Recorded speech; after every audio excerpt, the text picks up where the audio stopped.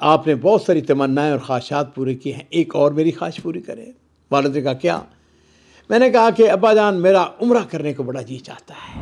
کہتا جیسے کہ میں نے دیکھا بیلٹ ہی نہیں ہے، انا للہ و انا الیہ راجعون، بیلٹ کہاں چلی گئی؟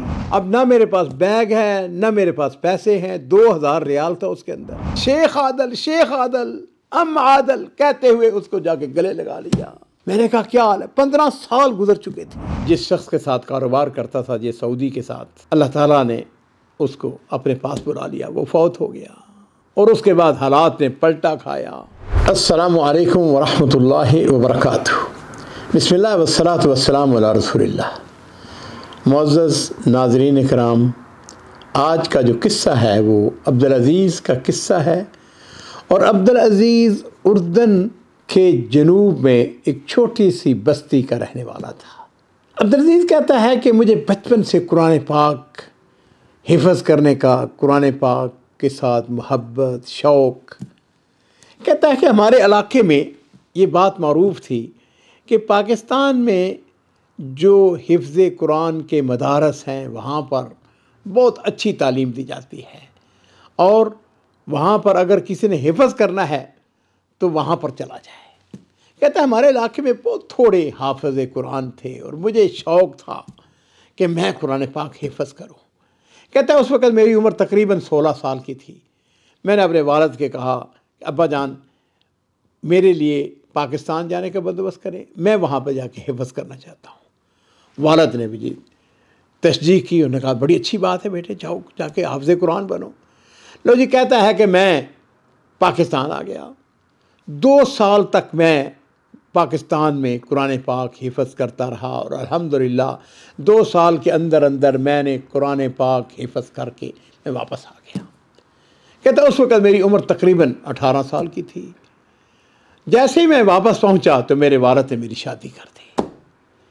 لو جی، میں نے والد صاحب سے کہا ابا جی میری آپ نے بہت ساری تمنائیں اور خواہشات پوری کی ہیں، ایک اور میری خواہش پوری کرے۔ والد نے کہا کیا؟ میں نے کہا کہ ابا جان میرا عمرہ کرنے کو بڑا جی چاہتا ہے، اور رمضان شریف قریب ہے، میری تمنا اور خواہش ہے کہ میں پورا رمضان مکہ شریف کے اندر گزاروں۔ والد کو اللہ جزائے خیر دے، انہوں نے کہا ٹھیک ہے، اچھی بات ہے بیٹے، الحمدللہ تم نے قرآن حفظ کر لیا، تمہارا جو نصف ایمان ہے وہ بھی مکمل ہو گیا، ٹھیک ہے توکل اللہ کرے۔ والد صاحب نے پیسے دے دیے 2000 ریال، اور اس کے علاوہ ٹکٹ۔ کہتا ہے کہ بس کے ذریعے، بسیں وہاں سے اردن سے نا بسیں آتی ہیں مکہ کے لیے، مدینہ شریف کے لیے، وہ سارا ایک بہرحال۔ وہ کہتا ہے کہ میں بس پہ بیٹھا، مکہ شریف پہنچ گیا۔ اب پہلا میں نے عمرہ کرنا تھا، 18 سال میری عمر تھی، میرے پاس جو پیسے تھے وہ بیلٹ میں رکھے ہوئے تھے، بیلٹ میں نے باندھی ہوئی تھی۔ کہتا ہے کہ میرے ساتھ ایک چھوٹا سا بیگ تھا جس کے اندر میرے ضروری کپڑے وغیرہ تھے۔ تو کہتا ہے کہ چونکہ میں پہلی دفعہ آیا تھا، انجانے میں نے ایک کونے میں وہ بیگ رکھ دیا، اور میں نے یہی سمجھا کہ بھائی اس کو کون اٹھائے گا۔ کہتا ہے میں عمرہ کرنے لگ گیا، بیت اللہ شریف کا طواف کیا، روزہ میں نے رکھا ہوا تھا۔ کہتا ہے میں نے اپنی جو بیلٹ تھی اس کے اندر کچھ کھجوریں ڈال لی ہوئی تھی تاکہ میں اس سے افطاری کر سکوں۔ طواف کرنے کے بعد صفا اور مروہ کی صحیح شروع کر دی۔ کہتا ہے ادھر تقریباً آخری چکر تھا، ادھر افطاری۔ کہتا ہے جیسے کہ میں نے دیکھا بیلٹ ہی نہیں ہے، انا للہ و انا الیہ راجعون، بیلٹ کہاں چلی گئی؟ کہتا ہے کہ وہ دوڑتے ہوئے شوق سے وہ بیلٹ کہیں گر گئی تھی۔ بہرحال کہتا ہے کہ پریشانی، کہتا ہے کچھ نہ پوچھیں، جیسے تیسے کر کے میں نے وہ روزہ افطار کیا، نماز ادا کی، بھاگا۔ میں نے کہا کہ میں اپنا بیگ دیکھوں، وہاں پہ دیکھا بیگ بھی نہیں ہے۔ اب نہ میرے پاس بیگ ہے نہ میرے پاس پیسے ہیں، 2000 ریال تھا اس کے اندر۔ کہتا ہے بڑا پریشان ہے۔ ایک شرطا جا رہا تھا، کہتا ہے میں نے اس شرطے کو روکا، میں نے اسے کہا ایسا ہے کہ میرا بیگ بھی گم ہو گیا ہے، اور میری بیلٹ جو ہے وہ بھی گر گئی، اور اس کے اندر میرے پیسے تھے۔ اللہ اس کو جزائے خیر دے، اسے کہا میرے ساتھ آؤ۔ اس نے مجھے ساتھ لیا، اور اپنا جو بڑا افسر تھا اس کے کمرے میں لے گیا۔ وہاں پہ کیمرٹ بنے ہوئے ہیں، جو کہ پولیس کا پورا سسٹم ہے، نظام ہے۔ خیر وہ جو بڑا آفیسر تھا، اس نے کہا کیا مسئلہ ہے تمہارا؟ اس نے کہا جی میں اردن سے آیا ہوں اور میرا نام عبدالعزیز ہے، میں طواف کر رہا تھا، بیلٹ کہیں گر گئی ہے، اس میں میرے پیسے بھی تھے، پھر میرا بیگ جو ہے وہ بھی گم ہو گیا ہے۔ اس نے کہا کوئی بات نہیں، بیٹھو میں تمہیں بتاتا ہوں۔ اس نے کہا ایسا کرو، فلاں ہوٹل، فلاں دروازے سے نکلو اور فلاں جو ہوٹل ہے بڑا ہوٹل ہے، اس ہوٹل میں جا کے پوچھو، ایک شخص ہے اس کا نام ہے عادل، اور یہ عادل جو ہے یہ اردن کا ہے، تمہارے اپنے ملک کا ہے، بہت بڑا تاجر ہے، اس سے جا کے ملو اور اس کو جا کے بتاؤ کہ مجھے فلاں جو افیسر ہے اس نے بھیجا ہے۔ لو جی کہتا ہے کہ میں وہاں پہنچ گیا، ہوٹل میں جا کے میں نے پوچھا ریسیپشن سے، میں نے کہا کہ عادل کوئی اردن کا ہے؟ انہوں نے کہا بالکل اوپر ہے فلاں جگہ، فلاں برج ہے وہاں پر اس کا پورا اس نے لیا ہوا ہے، شگا لیا ہوا ہے۔ کہتا جیسے وقت میں وہاں پر پہنچا، میں نے دروازہ ناک کیا تو عادل نے خود ہی دروازہ کھولا۔ اسے جیسے میں نے دیکھا اس نے کہا اللہ یاتیک اللہ یوتیک، مطلب اس نے یہ سمجھا کہ میں کوئی مانگنے والا ہوں۔ میں نے اسے کہا کہ میں مانگنے والا نہیں ہوں، مجھے فلاں افسر نے بھیجا ہے۔ اس نے جیسے اس کا نام شرطہ کا سنو کہتے ہیں اندر آ جاؤ اندر آ جاؤ۔ اس نے کہا یا والدی کیا تمہارا مسئلہ ہے، کیا تمہاری پرابلم ہے؟ میں نے اسے کہا کہ میں اردن فلاں جگہ کا رہنے والا ہوں اور میں یہاں عمرے کے لیے آیا تھا، میری بیلٹ جو ہے وہ گر گئی ہے، اس میں 2000 ریال تھے۔ اس نے کہا کوئی بات نہیں ہے بیٹھ جاؤ۔ کہتا میں بیٹھ گیا، وہ اندر دوسرے کمرے میں گیا اور تھوڑی دیر کے بعد جس وقت نکلا تو اس کے ہاتھ میں 15,000 ریال تھا۔ اس نے میری ہاتھ پہ رکھتے ہوئے کہا جاؤ میرے بیٹے، یہ تمہارے لیے میری طرف سے گفٹ ہے، تحفہ ہے، رمضان کا مہینہ ہے، اس کو قبول کرو۔ کہتے ہیں میں حیران رہ گیا، ششتے رہ گیا، میرے وہم و گمان پہ بھی نہیں آ سکتا تھا۔ اس نے کہا کوئی بات نہیں، تو میرے بیٹوں کی طرح اس کو قبول کرو۔ اور ایک اور بات، تم نے کتنے دن یہاں پہ رہنا ہے؟ میں نے کہا میں تو یہ نیت کر کے اگر پورا مہینہ رمضان کا ادھر ہی گزاروں گا۔ اس نے کہا کوئی بات نہیں ہے۔ اس نے ایک کارڈ میرے حوالے کیا، اس نے کہا یہ دیکھو یہ کارڈ ایسا ہے، ہر روز تم افطار تو حرم میں کرو گے لیکن کھانے کے لیے تم میرے پاس آیا کرو گے۔ یہ کارڈ جو ہے نا، باہر جو حارس ہے، جو گارڈ ہے، وہ تمہیں اندر نہیں آنے دے گا، اس کو یہ دکھانا اور اس کے اوپر لکھا ہوا ہے کہ میں ہر روز افطاری کے بعد یہاں پہ کھانا کھایا کروں گا، اور جہاں پر تمہیں بڑے بڑے لوگوں کے ساتھ جو ہے وہ کھانا کھانا میسر ہوگا۔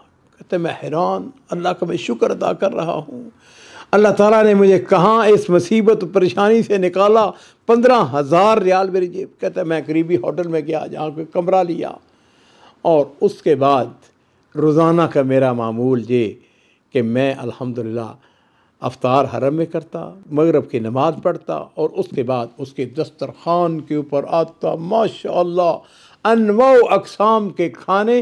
کہتا ہے کہ وہ کھانے ایسے بھی تھے جن کو میں نے آج تک نہیں کھایا تھا، ان کے نام تک میں نہیں جانتا تھا۔ کہتا ہے کہ عادل میرے ساتھ محبت پیار، اس کی عنایات جو ہے وہ بڑھتی چلی گئیں۔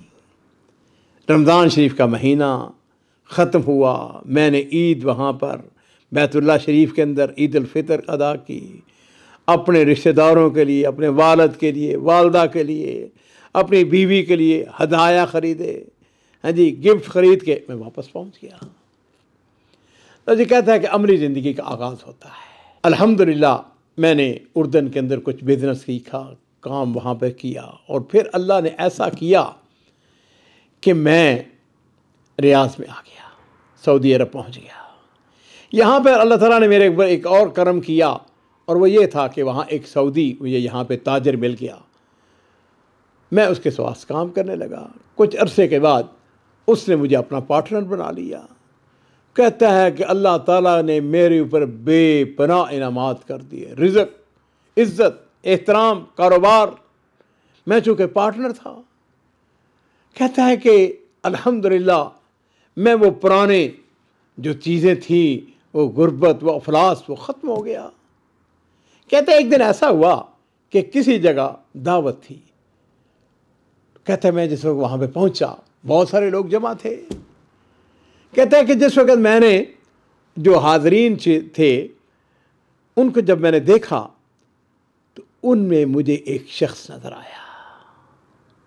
اور ناظرین اکرام، پتہ یہ شخص کون تھا؟ یہ شخص عادل تھا. کہتا ہے کہ میں دیوانہ وار، جس کو کہتے ہیں نا، بڑے شوق کے ساتھ، محبت کے ساتھ، عادل، شیخ عادل، شیخ عادل، عادل کہتے ہوئے اس کو جا کے گلے لگا لیا. میں نے کہا کیا حال ہے؟ 15 سال گزر چکے تھے. بیٹھے، ہم نے اس کے ایک تقریب کے اندر کھانا اکٹھا کھایا. کہتا ہے لیکن میں نے محسوس کیا کہ اس کی مالی حالت اچھی نہیں ہے. اس نے بتایا کہ اصل میں بات یہ ہے کہ میں جس شخص کے ساتھ کاروبار کرتا تھا، یہ سعودی کے ساتھ، اللہ تعالیٰ نے اس کو اپنے پاس بلا لیا، وہ فوت ہو گیا. اور اس کے بعد حالات نے پلٹا کھایا، کاروبار ختم ہو گیا. اور اب میں نے اسے کوئی بات نہیں. میں نے اسے کہا عادل، ایسا ممکن ہے کہ کل میرے گھر میں تم میرے ساتھ عشاء کرو، میرے ساتھ رات کا کھانا کھاؤ؟ اس نے کہا کوئی حرج نہیں. کہتا ہے اگلا دن ہوا، رات کے وقت وہ آ گئے میرے پاس. کہتا ہے میں نے عزت، احترام، تکریم ان کو بٹھایا.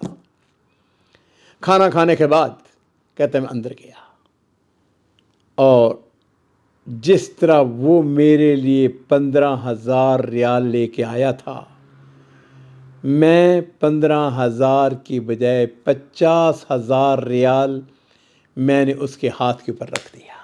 میں نے کہا عادل، ایک وقت تھا آپ نے میری مدد کی تھی، یاد ہے آپ کو؟ حل جزاء الاحسان الا الاحسان. اس وقت میں مجبور تھا، میں پریشان حال تھا. آج میرے اوپر اللہ تعالیٰ نے کرم کیا ہے، اللہ تعالیٰ نے مجھ کو بہت کچھ دیا ہوا ہے. جس طرح میں نے وہ پیسے قبول کیے تھے، میں آپ کو یہ ہدیہ پیش کرتا ہوں، اس کو قبول کریں. کہتا ہے عادل جو ہے، اس کی آنکھوں میں آنسو آ گئے. اس نے کہا عبدالعزیز، تم نہیں جانتے میرے حالات کتنے گدرگوں تھے، کتنی پریشانیوں کے اندر تھا، کتنے دیون تھے. کہتا ہے الحمدللہ وقت گزرتے دیر نہیں لگتی. اس نے سارے قرضے دیے، جو لینا تھا دینا تھا وہ لے کر وہ واپس اردن چلا گیا. عبدالعزیز کہتا ہے کہ میں نے اس کے ساتھ رابطہ رکھا، اس کے مشکل وقت میں اس کی مدد کرتا رہا. اور پھر ایک دن مجھ کو یہ اطلاع ملی کہ عادل جو ہے اپنے رب کے پاس چلا گیا ہے، وہ فوت ہو گیا ہے. کہتا ہے کہ اللہ تعالیٰ کی عنایات، مہربانیاں، فضل و کرم میرے اوپر بے شمار اس کے اندر اضافہ ہوتا چلا گیا.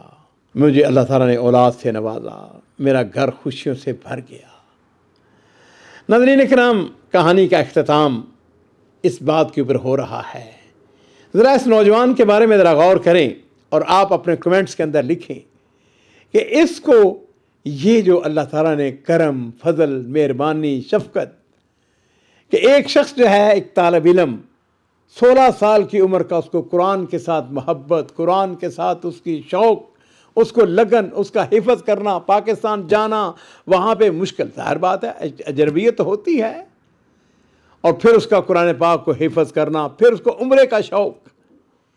یہ ساری چیزیں جو ہیں یہ کیا ہمیں بتاتی ہیں؟ عزیزو، اس بات کو سمجھ لیں، اپنے ذہن نشین کر لیں. قرآن اتنی بڑی نعمت ہے، واللہ اتنی بڑی نعمت ہے. اس کو جتنا بھی پڑھ لیں، جتنی بھی ممکن ہو سکے اس کی تلاوت، اور کوئی دن آپ کا قرآن پاک کی تلاوت سے خالی نہیں ہونا چاہیے. جس کو اللہ توفیق دے وہ قرآن پاک حفظ کرے، اپنی اولاد کو حفظ کروائے. لیکن اگر کوئی حفظ نہیں کر سکتا ہے تو ہر روز قرآن پاک کی تلاوت کو اپنا معمول بنائے انشاءاللہ. اور میرے ماں باپ قربان ہوں، نبی کریم صلی اللہ علیہ وسلم کی حدیث یاد آ گئی ہے، ان اللہ یرفع بہذا الکتاب اقواما ویضع بآخرین. اللہ تعالیٰ اس قرآن پاک کی بدولت قوموں کو عزت، قوموں کو عروج عطا فرماتے ہیں، اور جو اس قرآن کو نہیں پڑھتے ہیں، جو اس کے اوپر عمل نہیں کرتے ہیں، ان کو نیست و نابود کر دیتے ہیں.